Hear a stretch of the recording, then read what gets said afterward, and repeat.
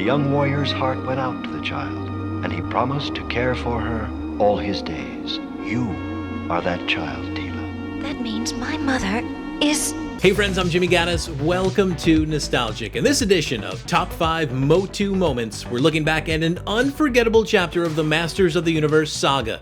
Season 1, Episode 2, Teela's Quest. Fabulous secrets would be revealed to us, revelations about some of our favorite female characters. Like we always do, we'll dive into a quick recap before I give you my top 5 moments of the episode. If you don't want to wait and get right to the list, you can jump ahead to this time right here. That said, Time Warp, take us back to September of 1983. Mayday! Mayday! Can anyone hear me? The show starts with a flashback of Queen Marlena's fateful trip to Eternia. If I don't find shelter soon, I'll be smashed to space dust. Yeah, she was an astronaut from Earth, a million miles away, caught in a cosmic storm and swept off course before crash landing to safety on Eternia. By my calculations, let's see, carry the 1, multiply the 4, that makes He-Man half Earthling. Yeah, he's one of us. Using Man-at-Arms' memory projector, she's able to show Prince Adam these events, which gets Teela wondering about her own parents.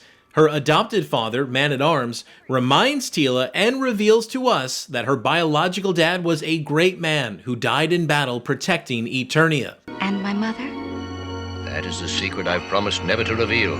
Not getting the answers she seeks, Teela decides to seek out the Oracle of the Crystal Sea for answers. It's a dangerous journey right into the heart of Mer-Man's territory. Orko tells He-Man about Teela's quest, while the villains learn of her plans from Snake Mountain. Both sides set out to find her. Let me deal with her! Meanwhile, Teela fights off some shadow beasts and reaches the Oracle before Mer-Man and his minions arrive to capture her.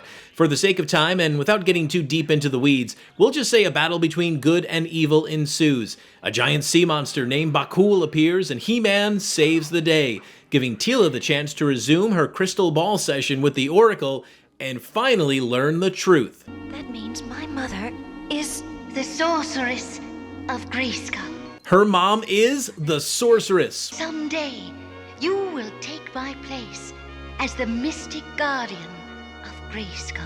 We get this beautiful moment before the sorceress wipes it completely from her memory. And until that time when your special destiny calls, you must forget what you have learned today. As for the top 5 moments from this episode, let's get to the list. Number 5. Stay out of my workroom. Man-at-Arms whines like a 3-year-old who is denied chicken nuggets for breakfast. Seems out of character for the tough and noble Man-at-Arms, but after an Orko magic trick goes wrong, he cannot help but lose it. Number 4. If it's a rematch you want, Toadface, cut me loose. Mer-Man gets bullied twice. I have always enjoyed the put-downs in He-Man, especially from Skeletor. In this episode, it's Mer-Man who gets a double dose from Teela and He-Man. Hold it, fish face. He-Man! Number 3. It's not the prettiest place I've ever been. Wind Raider Dismount. Don't look at me like that. Don't judge. You have eyes. I'm not. It's not just me. Didn't exactly come here for a vacation. Number 2. Birds or beasts. This one drove me a bit batty. As we get our first look at the dangerous shadow beasts, you might expect them to sound something like this. Or this. Instead, we get this. I'd understand if they were shadow birds, but am I just being a picky a-hole about this one? Let me know in the comments. Before we get to number 1, there's an honorable mention I really want to show you, and I wouldn't have known about it unless I read the Teela's Quest synopsis in James E. Talk's guide to the animated series. It's pretty much my go-to after I've watched each episode and written my official top 5 list. That's what I do. I watch, I write it down, the list is official, then I'll go back to some resources and make sure I didn't miss anything. And in this case, found something very cool. I'll first pose the question, does the Oracle's face look familiar? According to E-Talk, it was drawn up to resemble Vincent Price, who we would hear in Michael Jackson's Thriller less than 3 months later in December of 1983. And though you fight to stay alive. And now, to our top moment. Number 1. He-Man has 2 power swords. Tied up to be sacrificed and on the verge of being eaten by the sea demon Bakul, He-Man throws his sword to free Teela. Teela, use my sword! You mean the sword you just threw that's also still holstered on your back? Oops. Now please know, I don't show these mistakes. I mean, maybe it's not a mistake, maybe it's his axe upside down, I doubt it. I don't show it for the purpose of making fun, I just love catching things like this. So what was your favorite moment in Teela's quest? Do you remember learning that the sorceress was Teela's mother and that Queen Marlena came from Earth?